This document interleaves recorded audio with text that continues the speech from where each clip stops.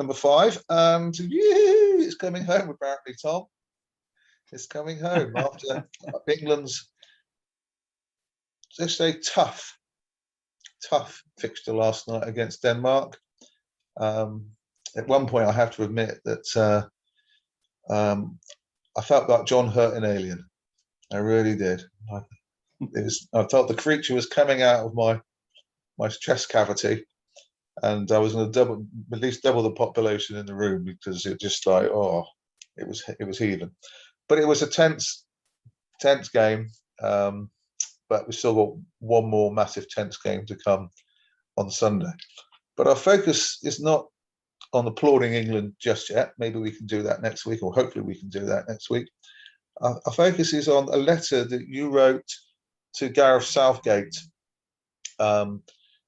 which maybe we could have discussed last week, because the pessimist in us might have suggested that we were going to go out, but we kept it till this week, and I think it's probably the best time to do it, leading up to the final. And I think the euphoria or the disappointment after the final, probably this might get lost a little bit. And I'm kind of hoping also that, as you rightly pointed out when we discussed this, is that hopefully Gareth stood up in the changing rooms at some point, or in the team hotel, or on the training ground, and read this out to them, because I think it's well worth them hearing, and I think it's well worth the population hearing too. So if you want to sort of read it out and give your comments, that'd be amazing. Yeah, sure. It's deliberately just a short letter, because I doubt he has a lot of time at the moment. But I hoped I emailed it via the FA and also the FA's equality diversity officer, with the request that they pass it on to Gareth's team. I hope they have, and I hope that maybe Gareth might have read it and may have shared it with players as a kind of inspirational thing. It's only short, but it was written after the Germany game, so before the quarter-final against Ukraine. And it says, "Dear Gareth, I'm a youth worker in Dorset and a lifelong football fan who's coached a little. I'm writing to let you know that I'm proud of you and that you are making a difference. I'm beyond delighted at the team's progress in the tournament so far, and the performance against Germany was truly outstanding. But my statement refers, as in my statement saying I'm proud of them, my statement refers to a vitally important non-playing aspect. Your decision, along with the players, to continue to support the movement for racial justice by taking the knee before games is both brave and significant. Your letter to the nation," letter written by Gareth Southgate to the nation on the eve of the tournament, "your letter to the nation was, in my opinion, an intelligent and important message, which I hope resonated with the majority of England fans and the public, even if a minority continue to act negatively. When studying for my degree, I read of little black children here in the UK who had poured bleach on and scrubbed bleach into their skin to try to become white.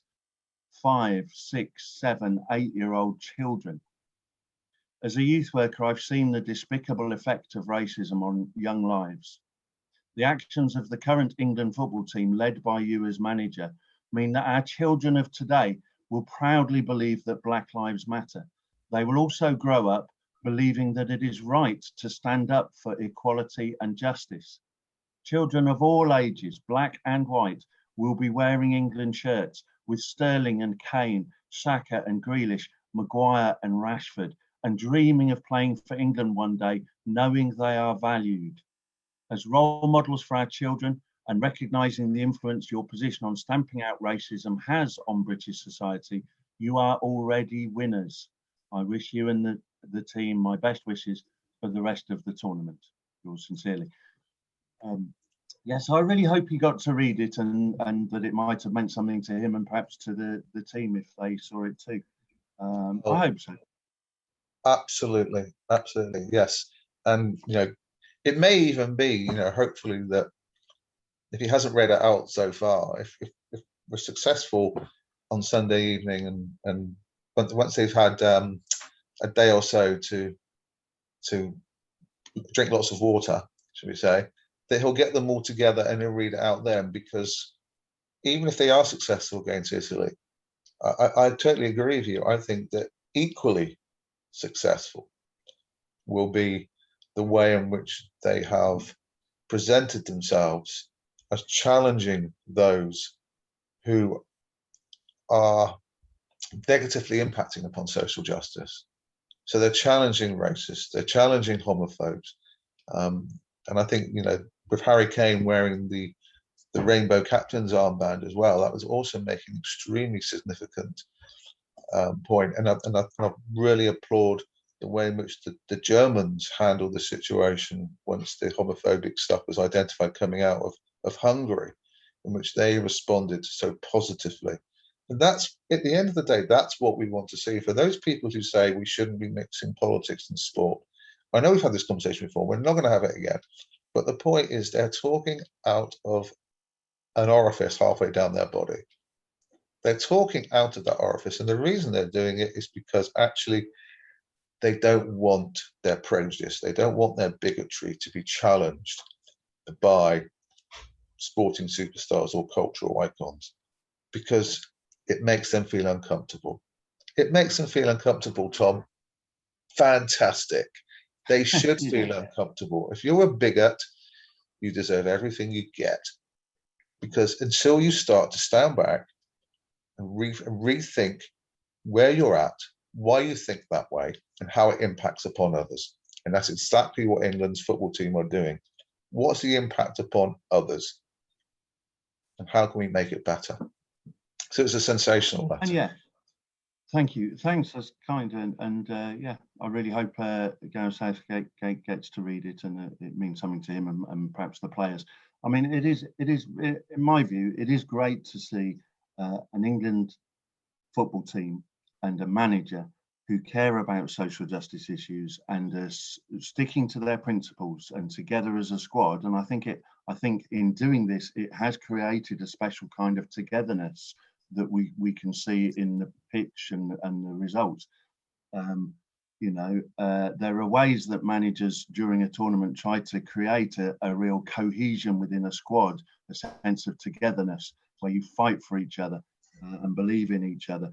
And traditionally you go and play golf and you maybe have a few beers together or whatever in the past, a few decades ago, and you have a laugh and so forth.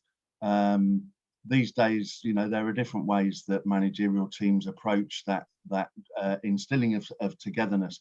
Nothing can still instill togetherness in a squad like believing that you all stand for the same thing in terms of humanity, in terms of just issues like justice and equality. For the whole team to be talking about those issues and saying we're going to stand for this. It's important to us as human beings, and hearing each other.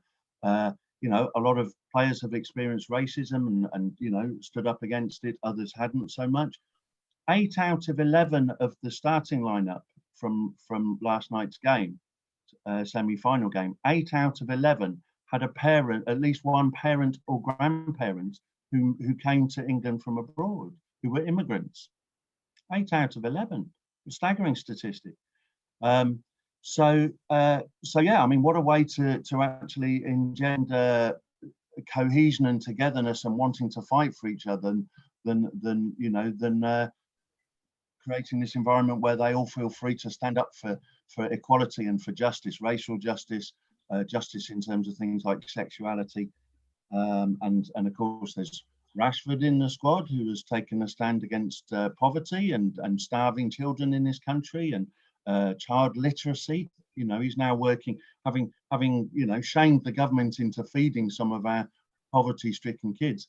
Rashford is now campaigning to get hundreds of thousands of free books for our poorest kids so they can read. I mean, what a superstar he is.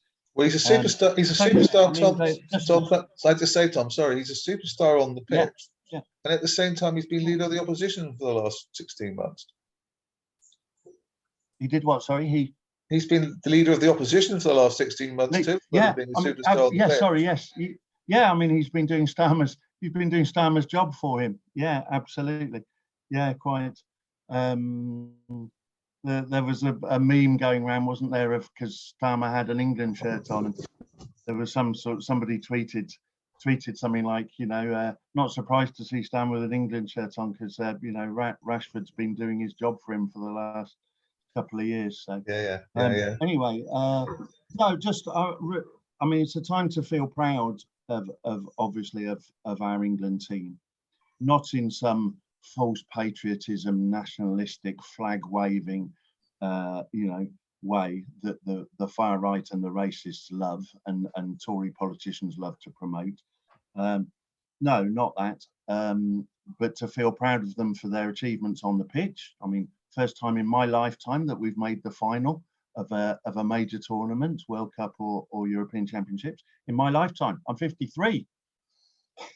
So tremendous, and actually it's probably the last couple of games at least. The first time in my lifetime I've seen England properly play international style football successfully. Used to watch us give the ball away, thump 50-yard balls forward in the air, give it away immediately, and then chase around the other team while they pass it around for 5 minutes and beat us. So how great to see us keep possession and be patient and play a style of football that is the international way and be successful at it.